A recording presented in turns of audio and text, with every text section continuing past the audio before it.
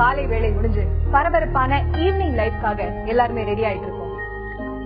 இந்த கட்டத்துல எல்லாருமே டைம் டேபிள் போட்ட மாதிரியான ஒரு வாழ்க்கையில தான் போயிட்டு இருக்கோம். அடுத்தடுத்து என்ன நடக்குது அப்படின்னு எந்திரத்தனமான வாழ்க்கையில இதுக்குள்ள நமக்குள்ள இருக்கக்கூடிய சின்ன சின்ன சந்தோஷங்கள், துக்கங்கள், கோபங்கள், பிரச்சனைகள் இதெல்லாம் யார்கிட்டயுமே சொல்லாம பகிர்ந்துக்காம அப்படியே கடந்து போயிட்டு இருக்கோம்.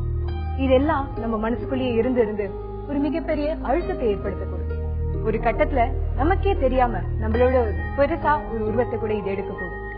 இந்த மாதிரியான மனசுக்குள்ள இருக்கக்கூடிய உளைச்சல்களை உங்ககிட்ட இருந்து நீக்கிறதுக்காக தந்தி டிவியோட ஒரு முயற்சி தான் மனதோடு பேசலாம். இந்த ஷோக்கு நீங்க கால் பண்ணி உங்க பேர் சொல்லியும் பேசலாம், பேர் சொல்லாம கூட பேசலாம். நம்மளோட பேசுறதுக்காக மனத்தத்துவ நிபுணர் டாக்டர் விக்ரன் அவர்கள் நம்ம நிகழ்ச்சியில கலந்துட்டு இருக்காங்க. வணக்கம் doctor, thanks a lot for joining us. நீங்க தொடர்பு கொள்ள வேண்டிய போன் நம்பர் உங்களுக்கு இப்ப ஸ்கிரீன்ல தெரியும். 30427777 30632994. தமிழ்ல இன்னொரு வாட்டி சொல்றேன், 30427777. இன்னொரு போன் நம்பர் 30632994. டாக்டர், இப்போ ஒரு இன்சிடென்ட் பத்தி நம்ம சொல்லணும் அப்படின்னா, ரீசன்ட் டைம்ஸ்ல பிரஷர் அப்படிங்கறது ஸ்ட்ரெஸ் ரொம்பவே அதிகமா இருக்கு. ஒரு அரசாங்க ஊழியர் கூட செய்திகள்ல கூட நம்ம நிறைய படிச்சிருக்கோம். அரசாங்க ஊழியர் மேலிடத்துல இருந்து அவருடைய சுப்பீரியர் ஆபீசர் கிட்ட இருந்து அவருக்கு இருக்கக்கூடிய பிரஷர் தாங்க முடியாம அவர் தற்கொலை பண்ணியிருந்தாரு. அந்த செய்திகள் எல்லாரும் படிச்சிருந்தாலும் அதிர்ச்சி ஏற்படுத்திருந்தாலும் இந்த மாதிரி சம்பவங்கள் அடிக்கடி நடந்துட்டு தான் இருக்கு. ஸ்கூல்ல இருந்தே பசங்க கூட ஸ்ட்ரெஸ், ஒர்க் லோடுன்னு பேச ஆரம்பிச்சிருக்காங்க. இந்த மாதிரி ஸ்ட்ரெஸ் விபரீதமான முடிவுல போய் முடியாம இருக்கிறதுக்கு எந்த மாதிரியான ப்ரிகாஷன்ஸ் எடுக்கணும், இது எப்படி ஹேண்டில் பண்ணும்? முதலாவதாக இறுக்கம் அப்படின்றது வருது இல்லையா, அந்த ஸ்ட்ரெஸ் ஏன் வருது? இங்க இயல்பா நிஜமா இருந்தா இறுக்கம் குறைச்சல். எப்ப நம்முடைய இயல்பும் நிஜமும் குறையுதுன்னா மற்றவங்களுக்காக நம்ம நம்முடைய இயல்பை மீறி சில காரியங்கள் செய்யும் போது சிக்கல் வரும். இப்ப நீங்க குறிப்பிட்ட அந்த உதாரணத்தையே நாம எடுத்துக்கணும்னா, அவருடைய இயல்பே ரொம்ப நேர்மையான ஒரு ஆளா இருக்கலாம். அவருடைய அடிப்படை குணமே எந்த விஷயத்தையும் சரியா பண்ணணும், யார்கிட்டையும் தப்பு நடக்கக்கூடாது அப்படின்னு பாத்துக்கிற ஆளா இருக்கலாம். அது அந்த சூழலுக்கு சரியா அமையாம போயிருக்கலாம். அப்போ நிச்சயமா இறுக்கம் வரும். அந்த இறுக்கத்துல இருந்து தப்பிக்கிறதுக்காக அவருடைய குணத்தையே மாத்திக்கிறதா, இயல்பையே மாத்திக்கிறதா, இல்ல அந்த இறுக்கத்திலேயே இன்னும் தொடர்ந்து போராடுறதான்றத முடிவு அவர் தான் எடுக்கணும். இதுல பிரச்சனை எங்க வருதுன்னா, சில இடங்கள்ல நம்மளால போராட முடியும். நாம எந்த காம்ப்ரமைஸும் யாருக்காகவும் வளைந்து கொடுக்காமல் விட்டு கொடுக்காமல் வாழ்வது சாத்தியம். ஆனா எல்லா இடத்துலயும் அது சாத்தியம் இல்லை. எங்க எது சாத்தியம்னு தெரிஞ்சு அதன்படி நடக்கணும். இப்போ இந்த விஷயத்துல அதுக்காக நாளையில இருந்து அவங்களுடைய அதிகாரிகள் மேல மேல மேல இருந்த இடத்துல இருந்து அந்த பிரஷர்ஸ்லாம் அவங்க சொல்றதுக்கெல்லாம் தலையாட்டி இருக்கணும்னு நான் சொல்லல. தலையாட்ட முடியலன்னா அங்கிருந்து வெளியே வர தெரிஞ்சுக்கணும். வெளியவும் வர்றதுக்கு பிடிக்கல, அந்த வேலையை விட்டுட்டாக்கா நாளைக்கு நமக்கு வாழ்க்கை என்ன ஆகும் அப்படின்ற ஒரு கேள்வி வருது இல்லையா? அந்த நாளைய வாழ்க்கை என்ன மாதிரியான வாழ்க்கை? நாளையில பிச்சை எடுக்க போறதுல, நாளையில உங்க பசங்க நடுரோட்ல நிக்க போறதுல, ஏற்கனவே ஒரு பேசிக் ஸ்ட்ரக்சர் வந்திருக்கும். இத்தனை வருஷ அனுபவத்துல ஓரளவு சம்பாதிச்சிடல, சேமிப்பு இல்லைனாலும் அடுத்த கட்டத்தை நோக்கி நகரக்கூடிய ஒரு வாழ்க்கை கட்டம். அந்த கட்டத்திலும் அந்த அடுத்த கட்டத்தில் வரக்கூடிய சிக்கல்கள் இருக்கு இல்லையா? ஐயோ, என் பையனை அதே கான்வென்ட்ல படிக்க வைக்க முடியாது, என் பொண்ணுக்கு இவ்வளவு வரதட்சணை கொடுக்க முடியாது, இதனால தானே நான் இந்த வேலையை பிடிக்காமையே சகிச்சுக்கணும் நான் செய்ய வேண்டியிருக்கு அப்படின்னும் போதுதான் அது சிக்கல்.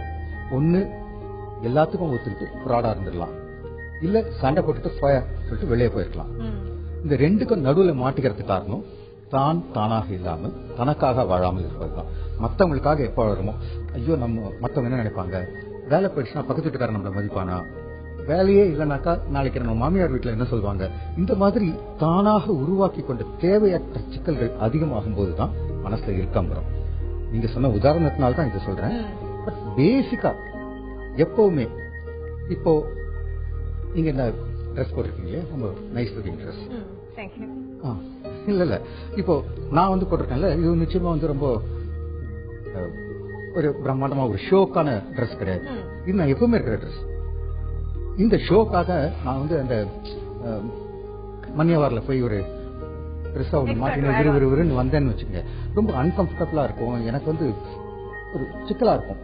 அனாவசியமா ஒரு பிசிக்கல் ஸ்ட்ரெஸ் நான் உருவாக்கிக்கிறேன். இதே மாதிரிதான் நம்ம சைக்கலாஜிக்கல் ஸ்ட்ரெஸ்ஸும் உருவாக்கிக்கிறோம். மற்றவங்களுக்காக போடும் ஒப்பனைகள் உடல் அளவில் இருந்தாலும் மனத்தளவில் இருந்தாலும் அவை இறுக்கங்களை உருவாக்கும். முதல்ல ஒப்பனைகளை களைய முற்படுது. ரொம்ப நல்ல ஆல்டர்னேட் கொடுத்திருந்தீங்க, என்ன பண்ணிருக்கலாம் அந்த மாதிரி சிச்சுவேஷன்ல இருக்கிறவங்க அப்படின்னுட்டு. இப்ப முதல் காலர் நம்ம ஷோல மனதோடு பேசலாம்ல, ஸ்ரீனிவாசன் தாராபுரம்ல இருந்து. வணக்கம் ஸ்ரீனிவாசன். வணக்கம் மேடம். வணக்கம். சொல்லுங்க ஸ்ரீனிவாசன், உங்களுக்கு என்ன ப்ராப்ளம்? அதாவது எனக்கு ப்ராப்ளம் இல்லைங்க, எங்க அப்பாவுக்கு தான் கொஞ்சம் ப்ராப்ளம். அவங்க இப்போ அதாவது அவங்க ஒரு 25 வருடங்களுக்கு முன்னால ஒரு சின்ன ஆக்சிடென்ட் ஆச்சுங்க, பேக்ல அடிபட்டுருச்சு அவருக்கு. ஆனா அவர் இப்போ என்னன்னா ஏதாவது ஒரு சமயம் பேசிட்டே இருக்காரு, அப்புறம் ஒரு ரெஸ்ட்லெஸ்ஸா இருக்காரு. ரெண்டாவது நாங்க இப்போ ஒரு 6 இயர்ஸ்க்குள்ள, அதாவது ஒரு 3.5 இயர்ஸ் எப்டாயின் அப்படிங்கிற பில்ஸ் நாங்க டைரக்டா கொடுத்துட்டு இருக்கோங்க. அதாவது காலையில 50 mg, ஈவினிங் 150 mg கொடுத்துட்டு இருக்கோம். இப்ப ரெக்சைட் பிடி அப்படிங்கிற டேப்லெட் கூட ஆட் பண்ணிட்டு இருக்கோம். பட் என்ன ஆகுதுன்னா இவர் ரெஸ்ட்லெஸ்ஸா இருக்கிறது எங்க அம்மா இல்லன்னா நாங்க போறப்ப எங்களுக்கு ஒரு மாதிரி அவர் டிஸ்டர்ப்டா இருக்காரு. ஆனா எப்ப பார்த்தாலும் யாராவது சாமியார்கள் தன்னை துன்புறுத்துறாரு அப்படின்னு சொல்லிட்டு பேசிட்டே இருக்காரு. அதேச்சே நான் இப்ப உங்களோட ப்ரோக்ராம் இப்ப கேட்கணும்னு நினைச்சுக்கிட்டு பேசுறேன். ரெண்டாவது நீங்க இதுக்கு எனக்கு என்ன நல்ல ஒரு சொல்யூஷன் கொடுப்பீங்கன்னு நான் நிச்சயமா நம்புறேன் சார். சீனிவாசன் சொல்லுங்க சார். கேக்குதுங்களா? கேக்குது சார். கேக்குது சார். உங்க அப்பாக்கு என்ன வயசு? 85 சார். எவ்வளவு நாளா இந்த மாதிரி தடுமாற்றங்கள்? 3 வருஷமாவா? அதாவது இப்ப கொஞ்ச காலமா இந்த தடுமாற்றங்கள் இருக்குங்க. ஆனா இப்ப இந்த 2 இயர்ஸா ரொம்ப அதிகமா இருக்கு சார். பிபி இருக்கா, சுகர் இருக்கா? அதெல்லாம் எதுவுமே இல்ல சார். அது பிளைன் புக், அவருக்கு வேற எந்த ப்ராப்ளமும் இல்லைங்க. தலையில அடிபட்டதா? ஆமா சார், பின் மண்டையில அடிபட்டது. ஒரு பஸ்ல இருந்து கீழே தவறி விழுந்துட்டாருங்க சார். விழுந்த உடனே கொஞ்ச நேரம் நினைவில்லாம இருந்தாரா? ஆமா சார். அதாவது நான் அன்னைக்கு ஆக்சுவலா அந்த பிரசன்ட்ல நான் இல்ல. பட் சொன்னவங்க என்னன்னா அவர் ஒரு 10 to 15 மினிட்ஸ் அன்கான்சியஸா இருந்தாங்கன்னு சொன்னாங்க சார். அதுக்கப்புறம் ஆபரேட் பண்ணாங்களா? அதாவது அது ஆபரேஷன் அப்படிங்கிற மாதிரி எதுவும் பண்ணலைங்க. பட் அவர் இந்த ஒரு இன்ஜெக்ஷன் அதிகமா அப்ப போட்டாங்கன்னு சொன்னாங்க. அப்ப எங்களுக்கு அவ்வளவு விளம்பரம் விஷயம் ஞானம் தெரியல. அதிகமான இன்ஜெக்ஷன். அதாவது அவரை ஒரு தூக்க நிலைமையில வச்சுக்கிற மாதிரி ஒரு இன்ஜெக்ஷன் போட்டாங்க சார். இல்ல அந்த நேரத்துல அந்த காலகட்டத்துல அங்க இருந்த சிச்சுவேஷன் நமக்கு ஆக்சுவலா தெரியாது. சோ அடிபட்டு தலையில அடிபட்டு நினைவில்லாம ஒருத்தர் இருந்தாருன்னா மூளையில சில பாகங்கள்ல சில பாதிப்புகள் ஏற்படுறதுக்கான வாய்ப்புகள் நிறைய இருக்கு. ஓகே, இதில் இன்னொரு விளைவு என்ன ஆகும்னா சில பேருக்கு வலிப்பு நோய் வரக்கூடிய சான்சஸ் இருக்கு. வலிப்புனா கை கால் இழுத்து வாயில நுரந்து அப்படின்னு கிடையாது. மிதமான வகையான வலிப்பு நோய்களும் உண்டு. அந்த மிதமான வகையில சிலருக்கு கோபம் அதிகமா வரலாம், சில பேருக்கு வெறும் தலைவலியோட நிக்கலாம், சில பேருக்கு வெறும் அப்பப்போ ஒரு துடிப்பு இருக்கலாம், தூக்கத்துல தூக்கி போடுற மாதிரி இருக்கலாம், ஒரு கண்ட்ரோல் இல்லாம சடனா யூரின் வர மாதிரி இருக்கலாம். இந்த மாதிரி குட்டி குட்டி குட்டியா நிறைய அறிகுறிகள் இருக்கு. இவருக்கு அந்த அறிகுறிகள் எதுவும் இருக்கிற மாதிரி நீங்க சொல்லல. நீங்க சொல்றது அவர் திடீர்னு யாரோ சாமியார்கள் மாதிரி, யாரோ தெரியாதவர்கள் அவர்கிட்ட பேசுற மாதிரி, அவர்கிட்ட ஏதோ செய்யற மாதிரி ஒரு பிரமையில இருக்கிற மாதிரி சொல்றீங்க. இந்த பிரமைக்கு காரணம் அடிப்படையில் இந்த எப்டாயின் மாத்திரை கிடையாது. ஏன்னா இந்த எப்டாயின் இனி அவருக்கு எந்த விதமான வலிப்பு நோயும் வராம இருக்கிறத தடுக்கிறதுக்கான ஒரு மருந்து. இதை நீங்க இப்ப நிறுத்த முடியாது. ஒரு நரம்பியல் மருத்துவரை நீங்க பார்த்து சரியான முறையில அதை குறைக்கலாமே தவிர நிறுத்த முடியாது. பிளஸ் இந்த மாத்திரைகள் கொடுப்பதாலேயே அவருக்கு இந்த சிக்கல் வந்திருக்க சாத்தியம் கிடையாது. அவருடைய நினைவாற்றல் ஞாபகம் எப்படி இருக்கு? மறதி நிறைய இருக்கா? அடையாளம் தெரியாம போகுதா? இல்ல சார், இப்போ அதாவது ஞாபகம் மறதி அப்படிங்கிற ரீதியில இல்லைங்க சார். பட் இப்போ ரீசெண்டா நாங்க கோயம்புத்தூர்ல ஒரு one of the best doctor அப்படின்னு சொல்லிட்டு மாதேஸ்வரன் அப்படிங்கிறவர்கிட்ட நாம போய் டயக்னைஸ் பண்ணி அவரை பார்த்தோங்க. அவர் என்ன சொன்னார்னா அவருக்கு ஒரு மெம்பரேன் அப்படியே குறைய ஆரம்பிச்சிட்டு இருக்கு. இப்படியே போயிட்டு இருந்ததுன்னா இட் வில் பி, அதாவது இவர் மேக்சிமம் இன்னொரு 2 அல்லது 3 வருடங்களில் அநேகமா இவர் ஒரு காலமாகி விடுவார் அப்படிங்கிற மாதிரி ஒரு சஜஷன் சொன்னாருங்க. பட் இவர் எங்களுக்கு என்னன்னா இப்ப அவர் எவ்வளவு நாள் வாழணும், எவ்வளவு நாள் இருக்கணும்ங்கிறது முக்கியம் இல்லைங்க. பட் எங்களை அவர் எங்களுக்கு அவரை பாக்குறப்ப எங்களுக்கு டிஸ்டர்ப்டா இருக்குங்க. உங்களை பார்க்கும்போது உங்களை அடையாளம் தெரியுதா? அதெல்லாம் தெரியுது சார். எங்க அவருடைய வீட்டுல பாத்ரூம் எங்க இருக்கு எல்லாம் தெரியுதா? பாத்ரூம் அதெல்லாம் தெரியுது சார், எல்லாம் ஓரளவு பண்ணிக்கிறாரு சார், ஒன்னும் பிரச்சனை இல்லை சார். அப்புறம் டிஸ்டர்ப்னு எதை சொல்றீங்க? அதாவது பேச்சுகள் வந்து ஒரு மாதிரி திடீர்னு அரகண்டா பேசுறது, திடீர்னு இப்ப அம்மாவே இருக்காங்கன்னா அந்த ஒரு வயசுக்கு தான் இல்லைங்க, திடீர்னு ஒரு மாதிரி என்ன ஏது அப்படிங்கிற மாதிரி, அப்புறம் ஒரு சூழ்நிலை இல்லாம திடீர்னு சடான்னு பேசுறாரு. அதெல்லாம் வந்து கொஞ்சம் இது டிஸ்டர்ப்டா இருக்கு. அப்புறம் அவரே வந்து எப்ப பார்த்தாலும் வந்து அந்த ஒரு இந்த சாமியார்கள் வந்து இருந்துட்டு இருக்காங்க, எனக்கு ரொம்ப தொந்தரவு பண்றாங்க அப்படின்னு சொல்றாரு. அப்புறம் இப்ப நாம இருக்கிறது வாடகை வீட்லீங்க. அப்ப நம்ம வாடகை வீட்டு இருக்கிறப்ப நம்ம அதெல்லாம் சொன்னா நமக்கு அந்த குடித்தனக்காரங்களுக்கு வந்து நம்ம மேல ஒரு அவநம்பிக்கை வர்றதுக்கான வாய்ப்பு இருக்கு இல்லைங்களா? கரெக்ட். நீங்க இப்போ பாக்குற டாக்டரை கண்டினியூ பண்ணுங்க. கூடவே நீங்க வந்து ஒரு சைக்காட்ரிஸ்ட பார்க்க வேண்டி இருக்கும். ஏன்னா டோபமின் அப்படின்னு ஒரு பொருள் இருக்கு மூளையில. அதனுடைய மாற்றங்கள் ஏற்படும் போது இந்த மாதிரி பிரமைகள் நிறைய ஏற்படுறதுக்கான சாத்தியங்கள் இருக்கு. சோ அதை ஒரு கட்டுக்குள் கொண்டு வரதுக்கான நிறைய நல்ல மருந்துகள் இப்ப இருக்கிறதால நீங்க ஒரு நியூராலஜிஸ்ட் பாக்குறதோட சேர்த்து ஒரு சைக்காட்ரிஸ்டும் பாத்தீங்கன்னா உங்களுக்கு நல்ல பலன் இருக்கும்.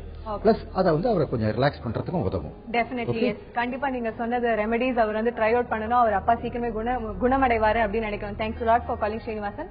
கவலைப்படாதீங்க, சீக்கிரமே உங்க அப்பா குணமடைவாரு. நீங்க டாக்டர் சொன்ன மாதிரியே பிரிஸ்கிரிப்ஷனோ இல்ல இன்னொரு சைக்காட்ரிஸ்ட் போய் பாக்குறது ரொம்பவே நல்லது. சோ இப்ப அடுத்தது ராஜேஸ்வரி சென்னையில இருந்து அவங்க தொடர்புல இருக்காங்க. அவங்களுக்கு என்ன அப்படின்னு கேட்போம். வணக்கம் ராஜேஸ்வரி. வணக்கம் மேடம். சொல்லுங்க, உங்களுக்கு என்ன பிரச்சனை? பாப்போம். ஐயா கிட்ட கொடுங்க. ஹலோ. ஹலோ, வணக்கம் ராஜேஸ்வரி. ஐயா வணக்கம் ஐயா. சொல்லுங்க. வணக்கம் ஐயா. ஐயா நான் வந்து எனக்கு கல்யாணம் ஆயிட்டு குழந்தை இருக்காங்க. எனக்கு வந்து அடிக்கடி கோவம் வருதுங்க ஐயா. சின்ன சின்ன விஷயத்துக்கு கூட கோவப்படுறேன். ரெண்டு பேருக்குள்ள வந்து சண்டை வந்தா போயிட்டு கேப்ப திறந்து உட்காந்துட்டு அழுவுறேன், கத்துறேன். ஒண்ணுமே இருக்காது. ஆனா பாத்தீங்கன்னா பெருசா ஆக்கிடுற மாதிரி இருக்குது. எனக்கே தெரியுது தப்புன்னு. அது எப்படி நான் வந்து நிவர்த்தி பண்ணிக்கிறது அப்படின்ற மாதிரி தெரியல. அதான் சரி. ராஜேஸ்வரி என்ன வயசுமா? எனக்கு 28 லோ பிபின்னு சொல்றாங்க. மத்த கல்யாணம் ஆகி எவ்வளவு வருஷம் ஆச்சுமா? கல்யாணம் 10 years ஆயிடுச்சு. ஓகே. குழந்தைங்கம்மா? குட்டீஸ் யூகேஜி 1, செகண்ட் ஸ்டாண்டர்ட். சோ வேற ஏதாவது பிரச்சனைகள் இருக்காமா? வீட்ல பண கஷ்டம் இருக்கா? ஜாயிண்ட் ஃபேமிலியா? அப்படிலாம் இல்லங்க. ஜாயிண்ட் ஃபேமிலியா? புரியல. இல்ல கூட்டு குடும்பமா தனியா இருக்கீங்களா?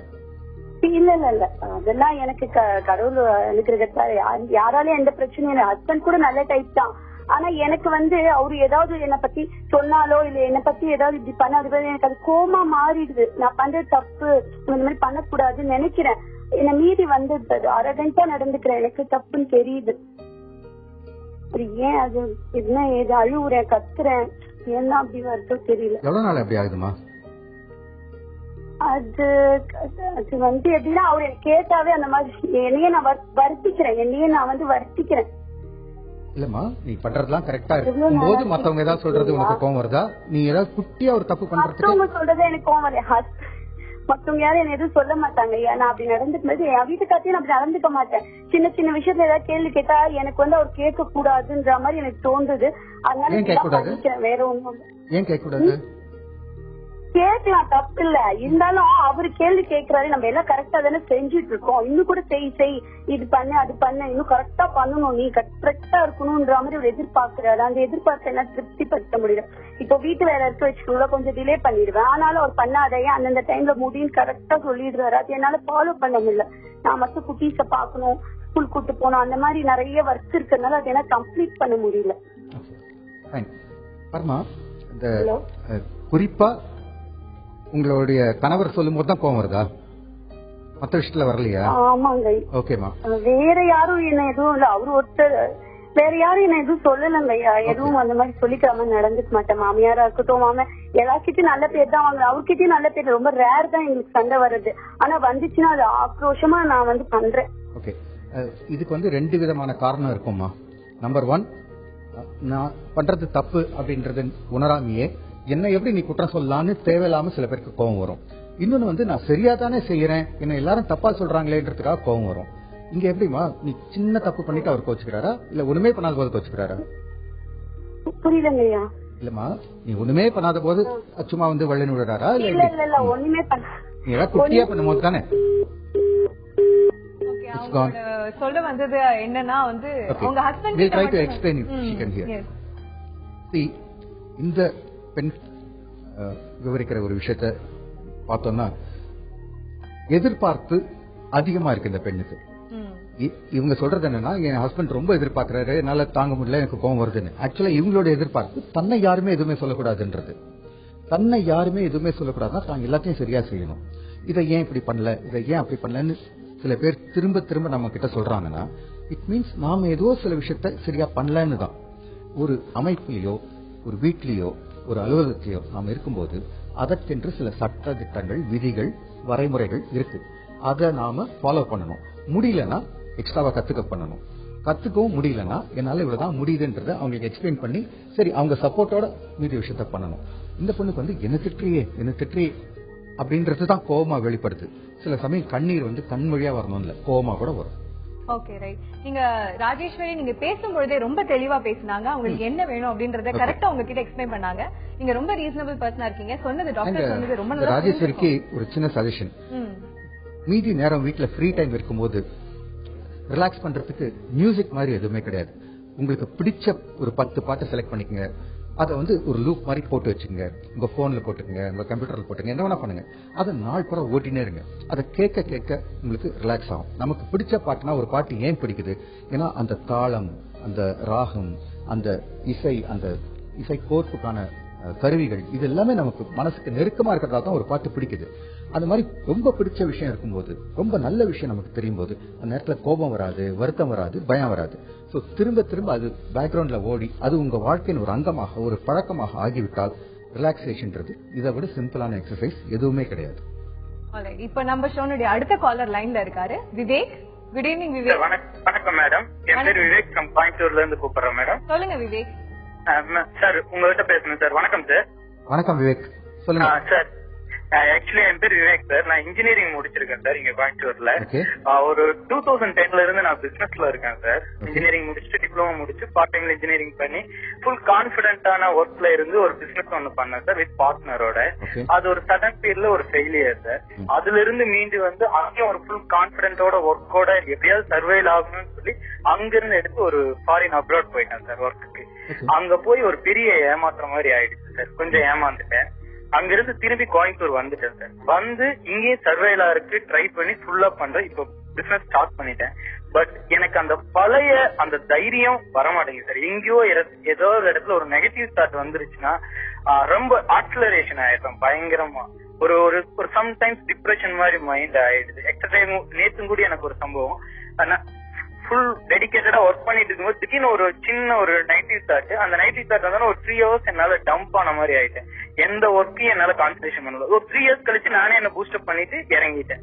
எனக்கு ஒரு 3 years வேஸ்ட் ஆயிடுச்சு. இது மாதிரி அடிக்கடி அந்த நெகட்டிவ் தாட் ஃப்ரம் அந்த அப்ராட் போயிட்டு வந்ததுல இருந்து செகண்ட் ஃபெயிலியருக்கு அப்புறம் அந்த ஃபுல் கான்பிடென்ட்டோட ஒரு இதை கான்சென்ட்ரேஷன் பண்ண முடியறது இல்ல சார். ஓகே, அந்த நெகட்டிவ் தாட். ஓகே விவேக், உங்களுக்கு வயசு என்ன sir? 28 sir. 27 completed, 28 running. Marriage ஆயிடுச்சா? இல்ல சார், அன்மேரிட் சார். ஓகே. ஏற்கனவே ஒரு தோல்வி வந்தா நமக்கு அடுத்ததை எதிர்கொள்றதுக்கு ஒரு லேசான பயம் வரும்.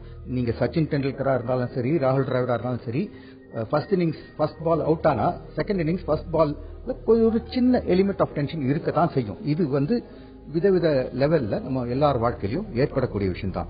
ஏற்கனவே 2 தோல்விகள் அப்புறம் மறுபடியும் எழுந்து வரும்போது சரியா பண்ணுவோமா மாட்டோமான்ற பயம் இருக்கிறது ரொம்ப நார்மல். இதுக்கு டிப்ரெஷன்லாம் சொல்லி நீங்களே உங்களை ஒரு பெரிய உங்களுக்கு ஏதோ பாதிப்பு வந்த மாதிரி, நோய் வந்த மாதிரி ஒரு பிரமையில போய் இன்னும் கீழே போகாம இருக்கணும். நம்பர் 1, உங்களுடைய கடந்த கால தோல்விகளுக்கான காரணங்கள் என்னன்னு பாருங்க. நீங்க சொன்ன மாதிரி முதல்ல ஒரு பார்ட்னரோட சேர்ந்து பண்ணீங்க, என்ன சிக்கல் எனக்கு தெரியல. சோ பார்ட்னர்ஷிப் உங்களுக்கு ஒத்து வரலன்றது கூட சிக்கலா இருக்கலாம்.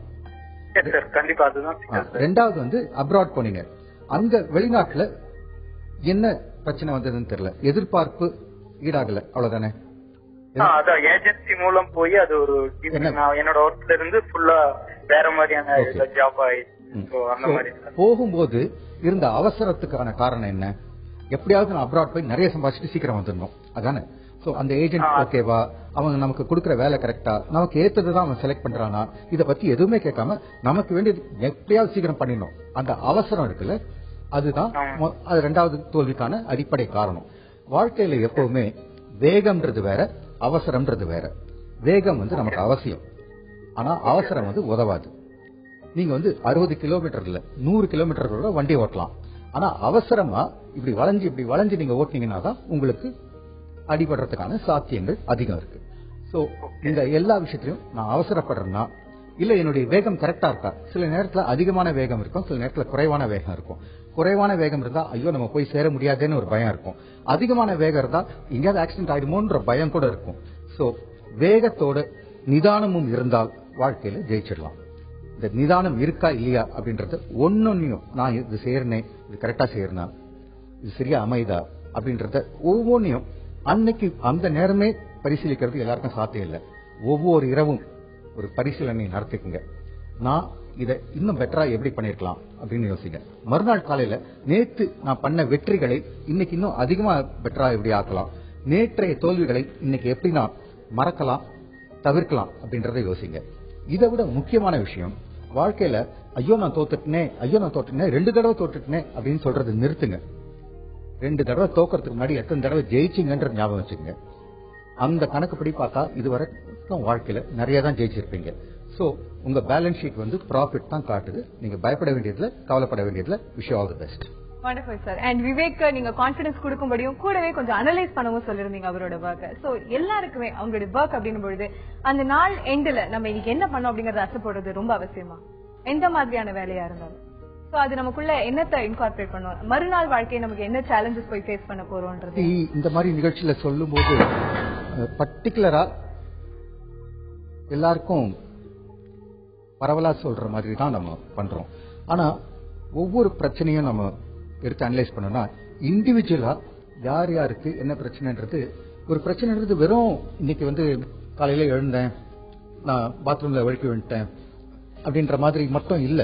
இந்த ப்ராப்ளம்ன்றது இட் வில் பில்டப் நிறைய விஷயத்துல இருந்து, முந்தா நாள்ல இருந்து போன வருஷத்துல இருந்து அப்படின்னு பில்டப் பண்ணக்கூடிய விஷயம். அண்ட் எல்லாருக்கும் ஒரே மாதிரியும் இருக்காது. சோ அந்த இண்டிவிஜுவலுக்கு ஏற்ற மாதிரி தான் சொல்யூஷன் கொடுக்கணும். இந்த மாதிரி நிகழ்ச்சிகளின் மூலமாக நாம் மக்களுக்கு என்ன பண்ண முடியும்னா, இது பிரச்சனையை ஓவராலா எப்படி அணுகலாம்ன்றது. இப்படியும் ட்ரை பண்ணிட்டு முடியலன்னா அவங்க பர்டிகுலரா ஒரு எக்ஸ்பர்ட் நாடுறது தான் நல்லது. இந்த எக்ஸ்பர்ட் நாடுறதுன்னும் போது இங்க ஒரு விஷயம் ரொம்ப முக்கியம். நம்ம ஊர்ல நீங்க சும்மா அப்படி எந்த தெருக்கு வேணா போங்களேன், 3 தெருக்கோ 4 தெருக்கோ ஒரு யோகா கிளாஸ் நடக்குது, ஒரு மெடிடேஷன் கிளாஸ் நடக்குது. ஓகே, இவங்கெல்லாம் யோகா சொல்லித்தரேன், மெடிடேஷன் சொல்லித்தரேன்னு ஃபிளெக்ஸ் அடிக்கிறது இப்ப ரொம்ப சாதாரண விஷயமாயிருச்சு. ஸோ ஃபிளெக்ஸ் அடிச்சு வச்சிடறாங்க, மக்களும் போறாங்க. முதல் கிளாஸ் எப்பவுமே ஃப்ரீ தான், அப்புறம் வந்து ஃபீஸ் வாங்குவாங்க. அவன் சம்பாதிக்கிறானா இல்லையான்ற செகண்டரி. பட் அவனுக்கு கெப்பாசிட்டி இருக்கா சொல்லிக் கொடுக்கறதுக்கு நம்ம பார்க்கணும். யோகாவும் மெடிடேஷனும் கண்டிப்பா பயன் தரக்கூடிய விஷயங்கள் தான். யாருக்கிட்ட கத்துக்கிறோன்றதை பொறுத்து தான் அது பயன் தரும். நமக்கு கத்துக் கொடுக்கறவன் எவ்வளவு ரிலாக்ஸா இருக்கான், அவனோட வாழ்க்கை எவ்வளவு அமைதியா இருக்கு. அந்த 3 மணி நேரம் இந்த கிளாஸ்ல உட்கார்ந்து ரொம்ப நல்ல மாதிரி யார் வேணா நடிச்சிட முடியும். அந்த வாழ்க்கை, அந்த பின்னணி, அந்த மனுஷனோட பின்னணியை நீங்க சேர்த்து பார்க்கும்போதுதான் தெரியும். சோ ரிலாக்ஸ் பண்றதுக்குன்னு அரைக்குறையா யோகா கத்துக்கிறேன், மெடிடேஷன் பண்றேன் அப்படின்றத விட ஆக்சுவலா அந்த நேரம் நீங்க ஜிம் போனா உங்க உடம்பும் ஃபிட் ஆகும், பாடியும் ஒரு ஃப்ரீனஸ் இருக்கும். அந்த ஃப்ரீனஸ் மைண்ட்லயும் வரும். சோ எதையுமே கரெக்டா செய்யணும். கரெக்டா செய்யணும்னா கரெக்டான இடத்துல படிக்கணும். இப்ப வந்து ஒண்ணுமே சரியா லைசன்ஸே வாங்காம, பெர்மிஷனே வாங்காம இன்ஜினியரிங் காலேஜ், மெடிக்கல் காலேஜ் எல்லாம் கட்டிட்டு அங்க போய் லொடக்கன் சேர்ந்துட்டு நான் டாக்டர் ஆக போறேன், இன்ஜினியர் ஆக போறேன்னா நீங்க ஆக முடியாது. ஏன்னா உங்களுக்கு சர்டிபிகேட்டே கிடைக்காது, உங்களுக்கு பாஸே ஆக முடியாது. அதே மாதிரி தானே யோகா கத்துக்கிறதும் மெடிடேஷன் கத்துக்கிறதும் சரியான இடத்துக்கு போனாதான் சரியான விளைவு வரும். Perfect sir. டாக்டர், இப்ப அடுத்த காலரும் லைன்ல ரெடியா இருக்காங்க. கோபிச்செட்டிப்பாளையம்ல இருந்து. வணக்கம் பாலு. வணக்கம் மேடம். ஐயா கிட்ட பேசுவாங்களா? வணக்கம் பாலு, சொல்லுங்க. ஐயா ஒண்ணும் இல்லைங்க, எனக்கு ரொம்ப உயரத்துல ஏறி நின்றாலும் இல்ல ரொம்ப ஆழமா ஒரு கிணறு மாதிரி தண்ணி இல்லாத கிணறு எட்டி பார்த்தாலும் என்ன ஏரியாமே தலை சுத்தி உழுகுற மாதிரி ஒரு ஃபீல் ஆயிருது. உட்காந்து அந்த இடத்துல இருந்து மெதுவா நகர்ற மாதிரி இருக்குது, பயமாயிருது. ரொம்ப உயரத்துல ஓரத்துல போய் நின்னா நானே விழுந்துருவேன், யாரும் தள்ளணுங்கிறதே இல்ல. அந்த மாதிரி ஒரு நடுக்கம் வந்துருது. இது ரொம்ப நாளா இருக்கா? Stage clear. நான் 10th படிக்கையில இருந்து இருக்குங்க சார். எனக்கு வந்து வயசு 42 நடக்குது. அந்த ஒரு இது வந்து ரொம்ப அதிகமாயிருச்சு. அந்த உயரத்துல போனா கைகால் நடுக்க ஒரு மாதிரி பயம் இன்க்ரீஸ் ஆகிட்டே வருது. இந்த மாதிரி உயரத்துல போகும்போது பயம் ஏற்படுறது நிறைய பேருக்கு வந்து ரொம்ப நடக்கக்கூடிய ஒரு விஷயம் தான். இது ரொம்ப அரிதான ஒரு பிரச்சனை கிடையாது. இதற்கு வந்து 2 விதமான தீர்வுகள் தான் இருக்கு. ஒன்று வந்து சில மருந்துகள் சாப்பிட்டீங்கன்னா கொஞ்சம் ரிலாக்ஸ்டா ஆவீங்க. அந்த ரிலாக்ஸ்டா இருக்கும்போது அந்த உயரத்துக்கு போயோ அந்த பள்ளத்தை பார்த்தோ உங்க பயத்தை படிப்படியா நீங்களே போக்கிக்கலாம். இல்லைன்னா படிப்படியா முதல்ல ஒரு மாடி, அப்புறம் 2வது மாடி, அப்புறம் 3வது மாடி அப்படின்ற மாதிரி படிப்படியா ஒரு பிஹேவியர் மாடிஃபிகேஷன் டெக்னிக்னு ஒன்று இருக்கு. அது வந்து ஒரு நல்ல தெரபிஸ்ட் உங்களுக்கு செய்ய முடியும். இது எப்படி இருந்தாலும் ஒரு மிகப்பெரிய நோய் மிகப்பெரிய தீவிரமான பாதிப்போ கிடையாது. இது ரொம்ப மைனரான ஒரு விஷயம்தான். ஆனா உங்களை இது எப்போ பாதிக்கிறதோ, ஒரு பாதிப்பு நினைச்சு நீங்க ஒரு போன் பண்ணி பேசுற அளவுக்கு ஆயிட்டீங்களோ, அப்ப நீங்க கோபிச்செட்டிப்பாள் தானே, நீங்க அங்கேயே ஒரு சைக்காட்ரிஸ்ட் பாருங்க. ஓகே, ஒரு சின்ன விஷயம் தான், அதுவே வந்து ஒரு பெரிய பயத்தை ஏற்படுத்த அவருக்குள்ள. இப்ப நம்ம அடுத்த காலம் ரெடியா இருக்காங்க, ரோஹிணி திருச்சியில இருந்து. வணக்கம் ரோஹிணி. வணக்கம், good evening Rohini. Okay, so phobia அப்படிங்கறத பத்தி பேசும்பொழுது அவருக்கு வந்து இந்த மாதிரி வேற என்னென்ன ஃபோபியாஸ் இருக்கு? ஹைட்ட பார்த்தா ஒரு பயம் ஏற்படுது அப்படின்றாங்க. வேற எந்த மாதிரியான ஃபோபியாஸ் இருக்கு? ஃபோபியான்றது வந்து பல்வேறு வகை இருக்கும். இப்போ எதை பார்த்து வேணாலும் ஃபோபியா இருக்கலாம். இப்போ எனக்கு வந்து சில பெண்களை பார்த்து கூட எனக்கு ஃபோபியா வரலாம், குழந்தைங்களை பார்த்து வரலாம், இந்த டேபிள் பார்த்து வரலாம், சேர் பார்த்து வரலாம், எதை பார்த்து வேணா வரலாம். எது பயம் என்று மனம் கற்றுக்கொள்கிறதோ அதை பார்த்து பயம் வந்து வரும். சின்ன வயசுலயே வேப்பமரத்து பட்டுக்கோட்டையோட பாட்டு மாதிரியே வேப்பமரம் உச்சில பேய் இருக்கு ஜாக்கிரதை அப்படின்னு மிரட்டி வச்சாங்க இல்லையா, அப்புறம் வேப்பமரம் பார்க்க மாதிரிலாம் கூட ஒரு பயம் வரலாம். பட் ஃபோபியான்றது வெறும் பயம் இல்லை. அது வந்து அதை தவிர்க்க வேண்டும் அப்படின்னு உள்ளுக்குள்ள ஒரு பெரிய உந்துதல், அந்த ஒரு கம்பல்ஷன் இருக்கும். அது தவிர்க்கலைன்னா என்னால் ஒண்ணுமே செய்ய முடியாது, படபட படப்ப அப்படின்னு ஆகும். மிதமான பதட்டம், பயம் தான் தீவிர வெளிப்பாடா ஃபோபியாவா வரும். ஃபோபியாவோட அல்டிமேட் வந்து ஒரு பேனிக் அப்படின்னு வரும். அந்த நேரத்தில் வந்து எதுவுமே செய்ய முடியாம நம்முடைய செயல்பாடெல்லாமே ஒரு கட்டார லெவலுக்கு ஆயிடும். ஸோ ஃபோபியான்றது சின்ன வயசுலயே சொல்லிக் கொடுக்கப்படும் விஷயம்தான். சின்ன ஒரு பயம் அதுவே வந்து ரொம்ப லார்ஜ் ஸ்கேல்ல வந்து ரொம்ப ஏர்லியா மனசுல வந்து ஒரு பாதிப்பா அமைஞ்சு போயிடும். அது வந்து ரிசால்வ் பண்ணாம இருந்தா, இப்போ 5 வயசுல பேய் இருக்குன்னு ஒரு குழந்தைய மிரட்டி வச்சுட்டு 7 வயசுல பேயெல்லாம் ஒண்ணு கிடையாது பாரு டிவில ஆஃப் பண்ணிடலாம் அந்த பேய அப்படின்னு நம்ம சொல்ல ஆரம்பிச்சோம்னா ஆட்டோமேட்டிக்கலி அதுல இருந்து வெளியே வந்துடும். 15 வயசு வரைக்கும் அந்த இருட்டுல போகாத பேய் இருக்கு அந்த மாதிரி திரும்ப திரும்ப சொன்னா அது மனசுல அந்த பயம் வரும். அப்புறம் இருட்டுனாவே அது ஃபோபியாவாயிடும். It's how you develop a child. இப்ப அடுத்த காலர் லைன்ல ரெடியா இருக்காங்க, கோவையில இருந்து சங்கீதா. வணக்கம் சங்கீதா. ஹலோ மேடம், வணக்கங்க. சொல்லுங்க, உங்களுக்கு லைஃப்ல என்ன ப்ராப்ளம் நினைக்கிறீங்க? மேடம் சார் கிட்ட பேசலாங்களா? பேசுங்க தாராளமா. ஹலோ சங்கீதா, வணக்கம். சொல்லுமா சார், என் பேர் சங்கீதா, கோயம்புத்தூர்ல இருந்து பேசுறேன். எனக்கு மேரேஜ் 5 வருஷம் ஆச்சு. ஒரு குழந்தை இருக்கு, ஆண் குழந்தை. அவன் வந்து பிறக்கும் போதே குறை மாசத்துல பிறந்தனால இன்னும் நடக்க முடியாதுங்க சார். அவனை எப்படி கொண்டு வரதுன்னு தெரியல. ஒரு சின்ன சின்ன விஷயத்துக்கெல்லாம் கூட நான் உட்கார்ந்துட்டு இருக்கேன், என்னை யாரும் பார்க்க மாட்டேங்கிறீங்க, பேச மாட்டேங்கிறீங்க மாதிரி பாக்குறான். அவங்க நல்லா தான் பாக்குறோம், ஆனாலும் நான் நடக்க மாட்டேன் அப்படிங்கிற மாதிரியே பேசிட்டு இருக்கான். அவனை எப்படி கொண்டு வரது என்னன்னு தெரியலைங்க. 4 வயசு தான் ஆச்சு, எனக்கு எல்லா விஷயமும் புரியுது.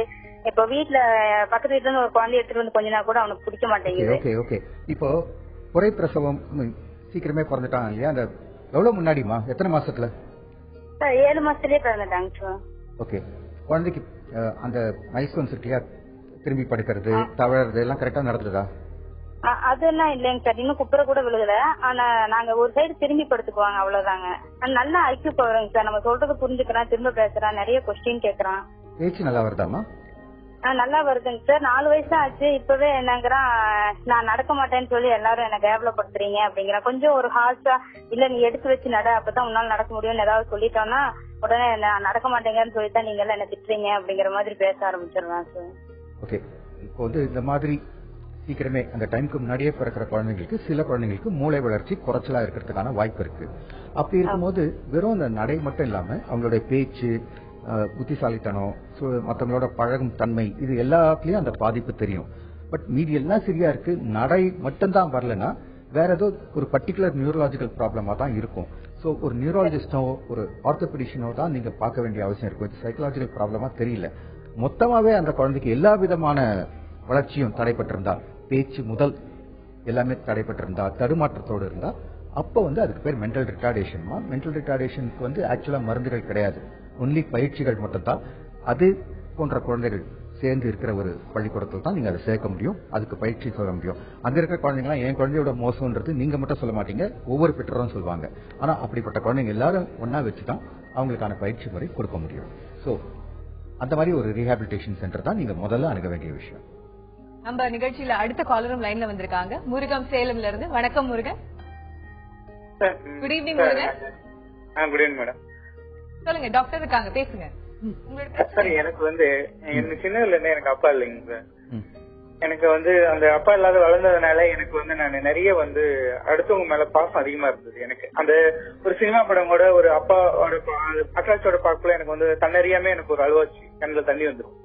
அது மாதிரி இருக்குல்ல எனக்கு நிறைய அது மாதிரி பாசம் வச்சவங்க எல்லாமே என்ன ஒரு மாதிரி என்ன ஒரு மாதிரி பார்க்கக்குள்ள எனக்கு நம்ம நம்பிக்கையா இருக்கும். இவங்க நம்மள இப்படி பாக்குறாங்க, என்ன பேசுறாங்களே நமக்கு அப்படின்னுக்குள்ள எனக்கு ரொம்ப கஷ்டமாயிடுது. அந்த எரிச்சல் எங்க அம்மாவை நான் அத கோவத்தை நான் எங்க அம்மாட்ட தான் என்னால காட்ட முடியுது. ஏன்னா மத்தவங்க என்னால எங்க அம்மாட்ட அந்த கோவத்தை காட்டல. எங்க அம்மா நம்ம வேதனை படக்கல, அது தப்புன்னு எனக்கு தெரியுது. ஆனா இருந்தாலும் என்னால அந்த நேரத்துல என்னால கண்ட்ரோல் பண்ண முடியல. என் மனைவி அது மாதிரி அந்த சமயத்துல யாரு இதா இருக்காங்களோ அந்த கோவத்தை என்னால டக்குன்னு நான் அதை ஒரு மாதிரி காமிச்சிடுறேன். ஆனா மறுபடியும் அதை என்னால உணர முடியுது. ஆனா அந்த டைமிங்ல என்னால கண்ட்ரோல் பண்ணவே முடியலைங்க சார். இப்போ அம்மா மேல மட்டும் தான் கோவம் வருதா இல்ல எல்லார்கிட்டயும் வருதா? அம்மா மேல ஒய்ஃப் மேல எல்லாமே அது மேல எனக்கு ரொம்ப கோவம் அதிகமாகுது. யாரு எதை சொன்னாங்கனாலும் அது என்னால சீக்கிரமா என்னால அது மறக்கவே முடியலைங்க சார். அவங்க நம்ம இப்படி சொல்லிட்டாங்களே அதேதான் மென்டலாவே ஒரு மாதிரி ஆயிடுறாங்க என்னால. சரி, யாரோ இதை சொல்லிட்டாங்கன்னா என்ன சொல்றாங்க? அவங்க என்ன தப்பா சொல்லக்குள்ள அப்படின்னா அவங்க நடந்த உதாரணம் சொல்லுங்களேன். ஒரு சின்ன பிரச்சனைனா கூட சார் அவங்க அது வரைக்கும் என்ன முன்னுரிமையா வச்சு நடத்திட்டு இருப்பாங்க. நான் கேக்குறது என்னன்னா, நிஜமாவே நேத்தோ முந்தா நாளோ யாரோ ஏதோ சொன்னாங்க, அப்ப கோவம் வந்தது இல்லையா? அந்த விஷயம் என்ன?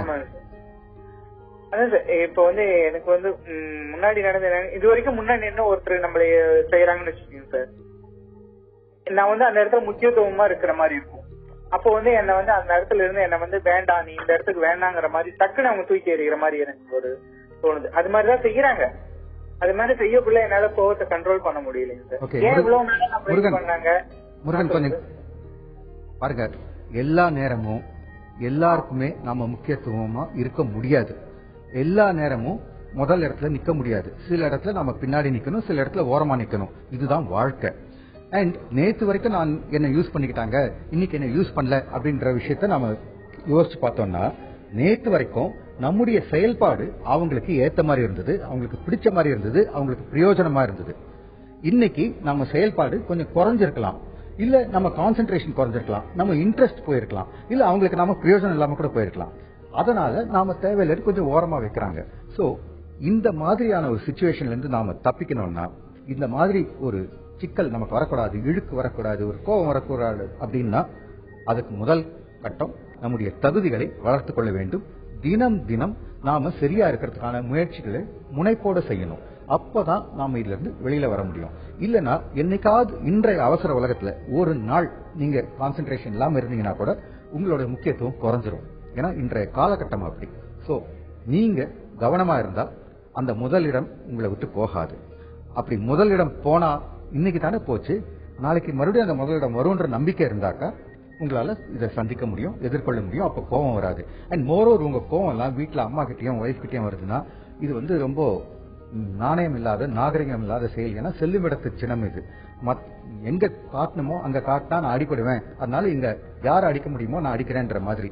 சோ இன்னில இருந்து அதை நிறுத்திட்டு உங்க தப்பு என்ன, ஏன் நீங்க தோத்து போறீங்க, ஏன் நீங்க ஃபர்ஸ்ட் பிளேஸ்ல இருந்து செகண்ட் பிளேஸ் தேர்ட் பிளேஸ் போறீங்கன்றதை யோசிங்க.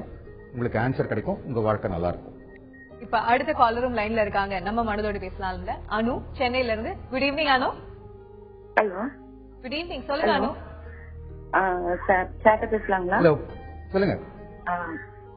Good evening sir. ஆக்சுவலா எனக்கு என்ன ப்ராப்ளம்னா எங்க ஹஸ்பண்ட் கிட்ட நான் ரொம்ப கோவப்படுறேன். நான் தான் ரொம்ப ஆக்சுவலா எனக்கு தெரியுது. அவரோட பிரைவேட் கன்சர்ன்ல வேலை பார்த்துட்டு இருக்காரு.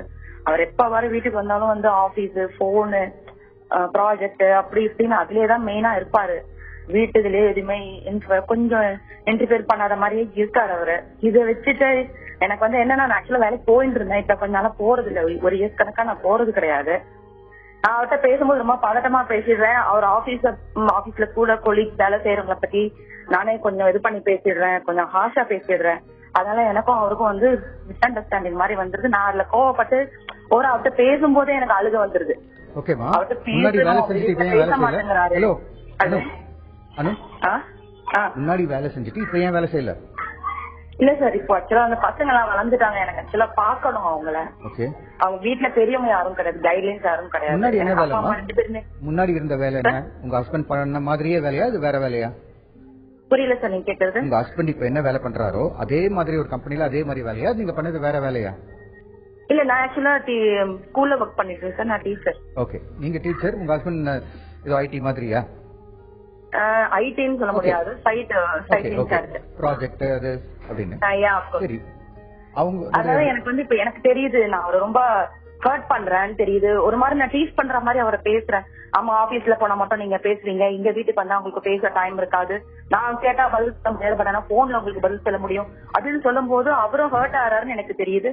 அந்த ஹர்ட் ஆகும்போது நான் ரொம்ப வெக்ஸ் ஆயிடுறேன்.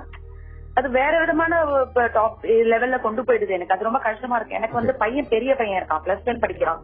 பாப்பா குட்டி பாப்பா இருக்கா, சின்ன பொண்ணு 5th ஸ்டாண்டர்ட் படிக்கிறான். எனக்கு இதனால பசங்க முன்னாடி பண்ணும்போது எனக்கு ரொம்ப கஷ்டமா இருக்கு. எனக்கு அவர் என்ன பண்ணாலும் எனக்கு டவுட்டாவே படுது. வேற மேபி வெளியில போய் அவரு ஜாலியா இருக்கிறாரு, பேசுறாரு போல இருக்கு, வீட்டுக்கு வந்தாதான் அவர் இந்த மாதிரி இருக்கிறாரோன்ற மாதிரி எல்லாம் எனக்கு அந்த மாதிரி எல்லாம் திங்கிங் போகுது. பட் அவர் அப்படி இல்லைன்றதும் எனக்கு தெரியும். ஏன்னா நாங்க லவ் மேரேஜ், எங்களுக்கு தெரியும் அப்படி இல்லைன்னு. எனக்கு என்ன சொல்றேன்னு எனக்கும் தெரியல. ஓகே, இப்போ ஓவர் டென்ஷன் ஆயிடுச்சு சார் எனக்கு. அவர் சொல்றாரு நீ தேவையில்லாம நினைச்சிட்டு இருக்க, நீ கன்சல்ட் டாக்டர் கிட்ட வா அப்படின்னு கூட சொல்றாரு. நான் என்ன பையன் அப்படின்ற மாதிரி நான் கேக்குறேன். ஏமா சந்தேகம் வருதா அவர் மேல? அதுதான் மெயின், அதுதான் நினைக்கிறேன். சந்தேகம் என்ன மாதிரி சந்தேகம்? அப்படி இருக்கும் அந்த லெவலுக்கு போய் என்ன மாதிரி சந்தேகம்? சிம்பிளா என்ன மாதிரி சந்தேகம்? சந்தேகம்னா ஒரு வீட்ல எதுவும் கன்சல்ட் பண்றது இல்ல, வெளியில வந்து ஆபீஸ் ஆளுங்களோட ரொம்ப ஜாலியா இருக்கு. ஆபீஸ் ஆளுங்கள்ல யார் மேலயாவது பர்టిక్యులரா சந்தேகம் இருக்கா? ஆபீஸ்ல சொல்றீங்களா? அப்படி பர்டிகுலரா கிடையாது சார். ஜெனரலாவே வந்து அவர் கூட வேலை பாக்குறவங்க எல்லாம் கொஞ்சம் யங்ஸ்டர்ஸா இருக்காங்க. அதனால அவர் வெளியில அவங்களோட அவுட்டிங் எல்லாம் போக மாட்டாரு. போனாலும் சொல்லிட்டு வரப்பட இவருக்கு எந்த ஒரு கெட்ட பழக்கமும் கிடையாது. அவங்களால இவர் ஏதாவது அந்த மாதிரி எதனா இறங்கிடுவாரோ அப்படின்ற மாதிரி எனக்கு கொஞ்சம் பயம் இருக்கு. ஓகே, பேசிக்கா ரெண்டு விஷயம். எனக்கு வந்து எனக்கு மம்மி, எனக்கு அம்மா கிடையாது, இறந்துட்டாங்க. நான் 11th படிக்கும் போது இறந்துட்டாங்க. எனக்கு ஸ்டெப் மதர் மூலியமா தான் நான் வளர்ந்தேன்.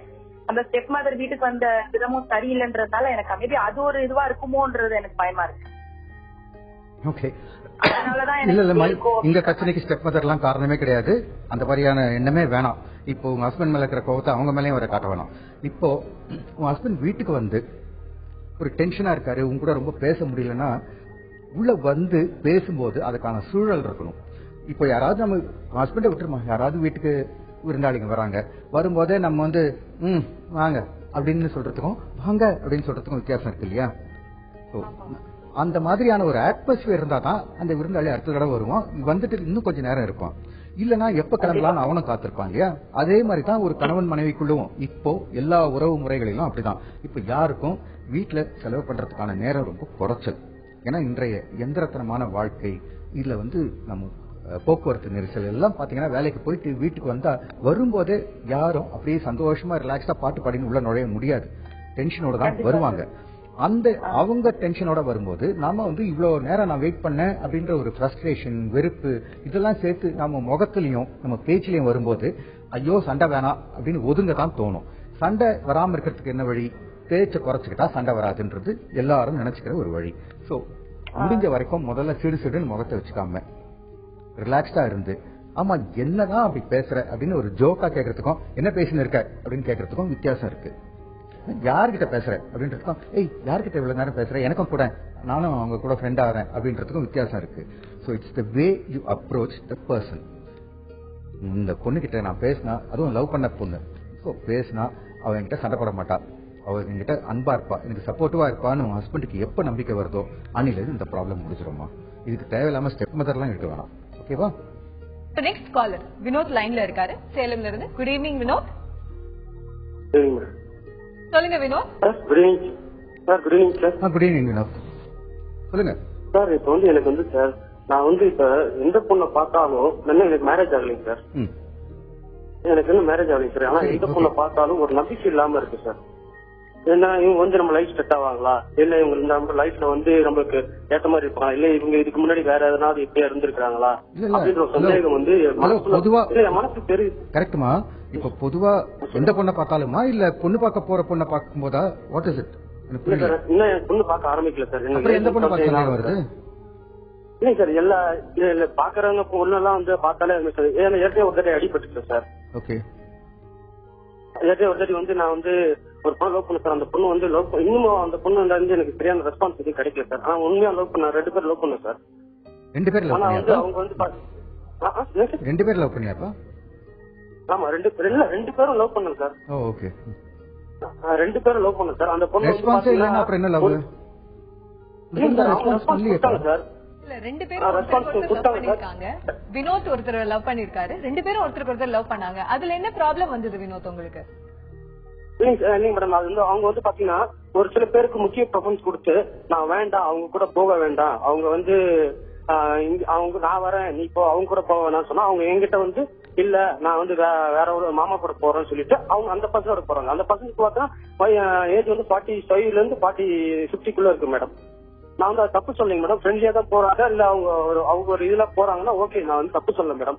ஆனா என் மனசுக்கு ஏன் அது வந்து தப்பா படுது, ஏன் என்ன தப்பா தெரியல, அவங்க பக்கம் நியாயம் இருக்கலாம் மேடம், அவங்க பக்கம் உண்மையாவே இருக்கலாம். அவங்க அதை பத்தி எதுவும் பேசல, அவங்கள பத்தி நான் இது பண்ணலாம். ஆனா என் மனசுக்கு ஏன் இப்படி தோணுது, யார பார்த்தாலும் தப்பா தோணுது, எதுக்கு என் மனசு தப்பா தோணுதுன்னு தெரியலங்க சார். எனக்கு அது தெரியாம வீட்டுல இருக்கிறவங்க எல்லாரையும் சந்தேகப்பட்டு நானே என் மனசுக்குள்ள கஷ்டத்தை போட்டு புழுங்கி ஒரு நாளும் தூக்கமும் வர மாட்டேன் சார். ஒரே இதுவா இருக்குங்க சார், எனக்கு ரொம்ப கஷ்டமா இருக்குங்க சார். ஓகேமா, இப்போ இதை கேட்கும் போது ஆப்வியஸ்லி கொஞ்சம் டிப்ரெஷன் இருக்குன்னு தெரியுது. இந்த மனத்துல இருக்கிற அந்த இறுக்கம், சோர்வு, கலக்கம், தளர்வு, இதுக்கெல்லாம் காரணம் வந்து எனக்கு எந்த பொண்ணோட ஒரு வாழ்க்கை அமையாதோன்ற ஒரு பயம் வந்திருக்கு. இந்த பயத்தின் அடிப்படை காரணம் தன் மீது நம்பிக்கை குறைந்து போச்சுன்றதுதான். இந்த தன்னம்பிக்கை குறைச்சலாக தான் தன்னுடைய காதலி வந்து யார் கூட போனாலும் ஐயோ என்னை விட்டு ஓடி போயிடுவாளோன்ற பயம் வர்றதுக்கு காரணம்.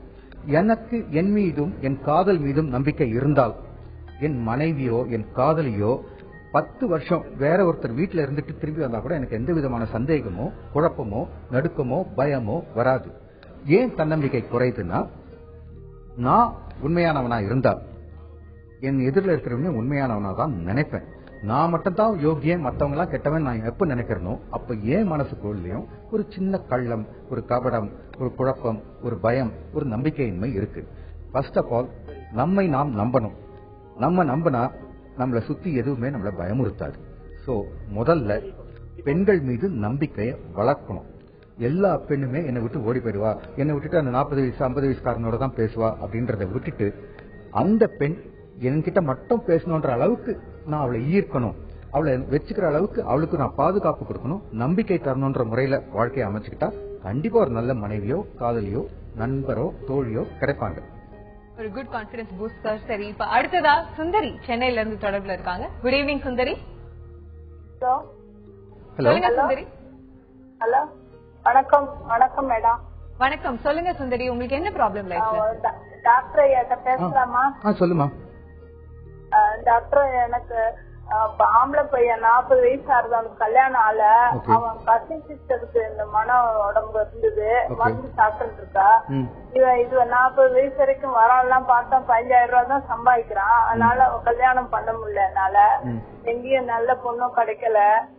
அதனால அவன் வந்து வயிறு பெருசா ஆக்கிண்டு இது வரைக்கும் 40 வயசுல ஒரு 20 வேலையாவது விட்டு புதுசா அவனே ஏதாவது எங்கேயாவது ஜாயின் பண்ணி வேலையை செஞ்சுன்னு வந்துடுறான்.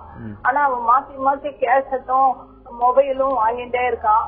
அப்புறம் அவனாவே ஒரு மனநல டாக்டர்கிட்ட போயிட்டு இந்த ப்ரோடக்ட் அமிஸ்ல பிரிவு, அப்புறம் வந்து நெஸ்டாப் 0.5 இது 3 டெய்லி சாப்பிடறான். ஒரு 6 மாசமா. ஒரு 2 நாள் முன்னாடி நான் கோயிலுக்கு போயிட்டு வந்தேன். கொஞ்சம் சுந்தரகாண்டம் படிடா, நல்லது வரும், மனசுல தெளிவு வரும், நீ அது படுறான்னு.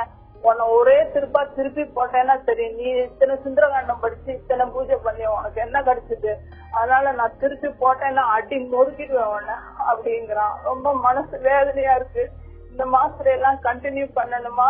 ஏன் அப்படி பேசுறான்? வயிறு அப்படியே புருஷா இருக்குமா? எதுக்குன்னா தன்னை யாரும் பார்த்து காதெல்லாம் பண்ணாட்டம் வேண்டாம், நமக்கு இனிமே கல்யாணமே ஆகாது, நீ நீங்க அம்மா அப்பா நல்லவளா இருந்து என்ன பிரயோஜனம், ஒன்னும் பண்ணல அப்படிங்கிற படிப்பு +2 தான். ஹலோ சுந்தரி, என்ன பண்றது? சுந்தரி கொஞ்சம் கேளுமா, கொஞ்சம் கேளுமா. அந்த பையன் இருக்கான்ல, அவனுக்கு எப்பல இருந்து தொப்பை அவ்வளவு பெருசா இருக்கு? இப்போ ஒரு 3 மாசமா இந்த மாத்திரை சாப்பிடுறதுன்னு நல்லா சாப்பிடுறான், தூங்குறான், அவ்வளவுதான். எப்பல இருந்து? ஹலோ, அவனுக்கு எப்பல இருந்து வயிறு பெருசா இருக்கு? எப்பல இருந்து குண்டா இருக்கான்? 5-6 மாசமாவே வயிறு குண்டா இருக்கு. அதுக்கு முன்னாடி ஒல்லியா இருந்தானா? ஒல்லியா இல்ல, நல்லா நார்மலா இருப்பான், பார்க்க நல்லா இருப்பான். ஓகே, அப்படின்னா உடம்பு 1 வருஷமா இருக்கு உனக்கு. 1 வருஷமா உடம்புக்கு என்னமா இருக்கு? அதுதான் இந்த யார்த்தையாவது கோபம், ஆபீஸ்ல வேலையை விட்டுடுவான், என்கிட்ட வேலை விட்டது கூட சொல்லாம அடுத்த வேலையை தேடின்னு வந்துருவான். பாருமா, அவன் வந்து ஒரு வேலையில கேளுமா, அவனுக்கு நம்பர் 1 ஒரு வேலையில நிரந்தரமா இருக்க முடியல. அவனுக்கு சரியான வேலை கிடைக்கலையோ, இல்ல அவனுக்கு தகுதி இல்லையோ, திறமை இல்லையோ, அவனுக்கு சம்பளமும் சரியா அமையல. அதனால அவனுக்கு நீங்க ஒரு பணக்கார பொண்ணையும் பார்த்து வைக்க முடியல. சோ இத்தனை பிரச்சனைகள் இருக்கும்போது 40 வயசு ஆகும்போது அவன் லேசா கொஞ்சம் டிப்ரெஸ் ஆகுறது நியாயம்தான். அந்த டிப்ரெஷனுக்கு அவனே புத்திசாலித்தனமா ஒரு டாக்டரை பார்த்திருக்கான். அந்த மாத்திரையால எல்லாம் அவன் குண்டாக மாட்டான். நீங்க சொல்ற மாத்திரைகள்னால அவன் குண்டாகிறதுக்கான வாய்ப்புகள் கிடையாது. சோ இது தவிர அவன் உடம்புல ஏதாவது பிரச்சனை இருக்கான்னு பாருங்க. 40 வயசு ஆச்சுன்னா கூட அவனுக்கு டயபிட்டிஸ் இருக்கலாம், ஆண்கள்னா கூட தைராய்டு இருக்கலாம், எத்தனையோ விஷயங்கள் இருக்கு உடம்பு குண்டாகிறதுக்கு. டெஸ்ட் பண்ணிட்டு வந்துட்டான் டாக்டர். அவனே அந்த வெப்சைட்குள்ள போய் பார்த்துட்டு அதெல்லாம் டெஸ்ட் பண்ணிட்டு டெஸ்ட் பண்றது வெப்சைட்ல பண்ண முடியாதுமா. ஹலோ டாக்டர் சொல்றத முதல்ல கொஞ்சம் தெளிவா கேட்டுக்கோங்க, அப்பதான் உங்களோட ப்ராப்ளம்க்கு சொல்யூஷன் என்னன்னு நம்ம பார்க்க முடியும். கேக்குறாரு, சொல்லுங்க. கேளுமா, வெப்சைட் பார்த்து நெட்ல பார்த்து உங்களே நீங்க ட்ரீட் பண்ணிக்க முடியும்னா அந்த மாதிரி ஒரு முட்டாள்தனம் உலகத்துல கிடையாது. நமக்கு ஒரு நோயின்னு யாராவது சொன்னா அதை பத்தி நாம படிச்சு தெரிஞ்சுக்கலாமே தவிர ட்ரீட் பண்ணிக்க முடியாது. It's not possible. ஏன்னா ஒவ்வொருத்தருக்கும் ஒரு மருந்து கொடுக்கணும். அந்த மருந்து கொடுக்கறதுக்கு பின்னணியில அவங்களுடைய உடல், அவங்களுடைய சூழல், அவங்களுடைய வேலை, அந்த வேலை பளு, இத்தனை விஷயங்களும் சேர்த்து தான் ஒரு மருந்து கொடுக்க முடியும். அண்ட் ஒரு நோய்க்கு ஒரு மருந்துன்னு கிடையாது. ஒவ்வொரு நோய்க்கும் பல்வேறு மருந்துகள் இருக்கு. எந்த காம்பினேஷன் கொடுத்தா தெரியும்னா அந்த டாக்டருக்கு தான் தெரியும். உங்க பையனே புத்திசாலித்தனமா ஒரு டாக்டர் கிட்ட போயிட்டான், ஒரு ட்ரீட்மெண்ட் எடுக்கிறாங்கன்னா அதுக்கு நீங்க சந்தோஷப்படணுமே தவிர வருத்தப்படக்கூடாது. அண்ட் கண்டிப்பா சுந்தரகாண்டம் படிச்செல்லாம் சரியாகாதுமா. அந்த பையன் சொல்றதுதான் கரெக்ட். நம்ம தப்பு பண்ணா நம்ம தப்புன்னு ஒத்துக்கணும். அவங்க பேரண்டல் சைடுல இருந்து அவங்க அதனால ஓகே ஃபீல் பண்ணி சொல்லிருக்காங்க. சரி சார், இப்போ ஸ்ட்ரெஸ் நம்ம வேரியஸ் லெவல்ஸ்ல பாத்துட்டோம். இப்போ பேரண்ட்ஸா இருக்கிறவங்களுக்கு, ஸ்கூல் போற பிள்ளைங்களுக்கு கோச் பண்ணும்போது அவங்களும் ஒர்க் போவாங்க, ஸ்கூல் பசங்க படிக்கல அப்படின்னா அவங்களுக்கு ஒரு டைப் ஆஃப் ஸ்ட்ரெஸ் இருக்கும். அதை எப்படி டீல் பண்ணலாம் அப்படின்னு நினைக்கிறேன்? ஒவ்வொரு குழந்தைக்கும் ஒரு கெப்பாசிட்டின்னு ஒண்ணு இருக்கு, ஒரு இன்ட்ரெஸ்ட் இருக்கு, அதுக்கான இன்ட்ரின்சிக் மோட்டிவேஷன் இருக்கு. உள்ளுக்குள்ள அதுக்கே இதை நோக்கி போகணும்ன்ற ஒரு உந்துதல் இருக்கும்.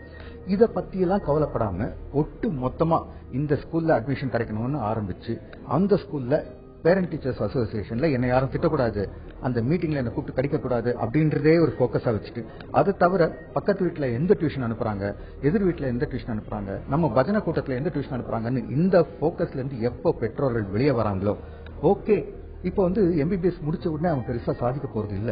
நான் டாக்டர்ன்ற முறையில நான் சொல்றேன். 5 வருஷம் எம்பிபிஎஸ்க்கு அப்புறம், அதுக்கப்புறமும் ஒரு 3 வருஷமாவது படிச்ச பிறகு அப்புறம் தான் அவன் பிராக்டிஸே இந்த காலகட்டத்தில் ஆரம்பிக்க முடியும். அவன் அந்த ஆரம்பிக்கிறதுக்கு 26-27 வயசு ஆயிடும். அந்த 27 வயசுல அவன் கூட இன்ஜினியரிங் படிச்ச பையன் இவனோட பல்மடங்கு சம்பாதிப்பான்.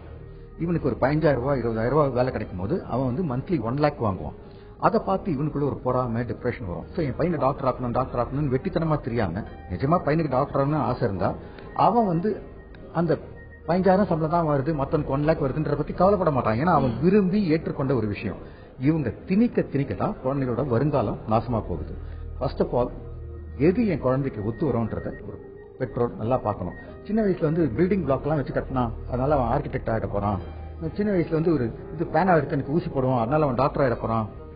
சின்ன வயசுலயே என்னோட மொபைல் எடுத்து விளையாடுவான் அவனை கம்ப்யூட்டர் இன்ஜினியர் ஆக்குறேன். இந்த மாதிரியான மடத்தனமான கான்செப்ட் இல்லைனாவே பெற்றோர்கள் இருக்க இல்லாம இருக்கலாம். இருக்கத்துக்கு அடிப்படை எதிர்பார்ப்பு, எதிர்பார்ப்பின் அடிப்படை பிறரோடு நம்மை ஒப்பிட்டுக் கொள்வது.